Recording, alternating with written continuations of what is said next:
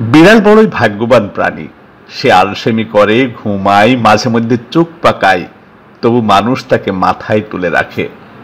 কেউ তাকে সোনা ডাকে, কেউ ডাকে ম্যাও রাজা, কেউ আবার ক্যাফে ক্যাট নামে ইনস্টাগ্রামে তার অ্যাকাউন্ট খুলে দেয়।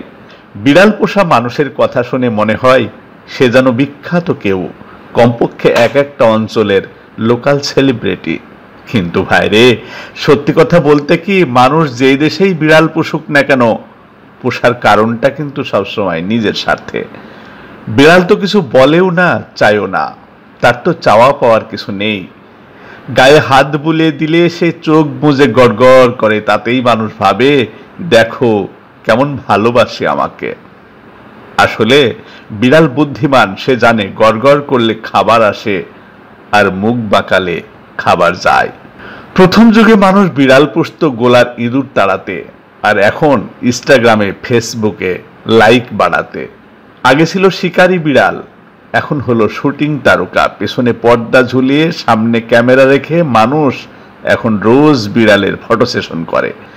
ম্যাও আজ হেলদি ব্রেকফাস্ট নিচ্ছে, আবার কেউ ক্যাপশন দেয় ম্যাও ইজ মুডি টুডে। আরে ভাই, বিড়াল নাকি মনোবিদ। তবে স্বার্থের জায়গা সামাজিক যোগাযোগ মাধ্যমেই সীমাবদ্ধ না। আপনি যদি একটু খেয়াল করেন, দেখবেন যত মানুষের বিড়াল আছে তাদের অনেকেই বলেন ঘরে একটু প্রাণ পায়, না হলে তো একা একা পাগল হয়ে যেতাম। মানে মানে বিড়াল একটা জীবন্ত থেরাপি। মানুষ বিষণ্ণ, মন খারাপ, একাকী, বিড়াল এসে একটু গা ঘেঁষে বসলেই সব ঠিক।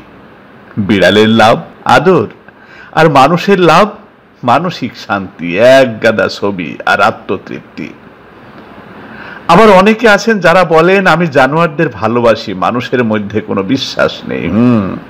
শুনতে বেশ পবিত্র লাগে, কিন্তু খেয়াল করে দেখেন বিড়াল বাসায় আসার পর মানুষ কিন্তু বেশ স্বস্তিতে থাকে, কারণ তাকে তো আর জামাই শ্বশুর আত্মীয় স্বজনকে আপ্যায়ন করার জন্য নাক গলাতে হয় না।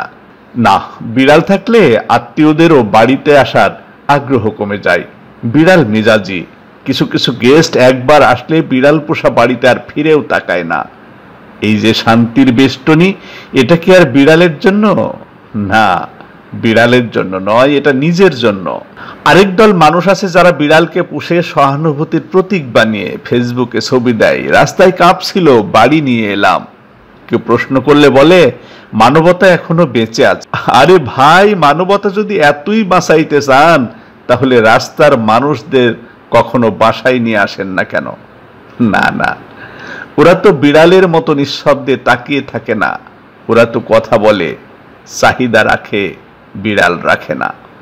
তাই মানুষ বিড়ালকেই বেছে নেয়, কারণ সে চুপচাপ, সুন্দর আর স্বার্থহীন বলে মনে হয়। কিন্তু মানুষের এই কর্মকাণ্ড দেখে বিড়াল হেসে বলে, বোকা মানুষ, তুমি বুঝতেই পারলে না, আমি আসলে তোমাকেই পুষি।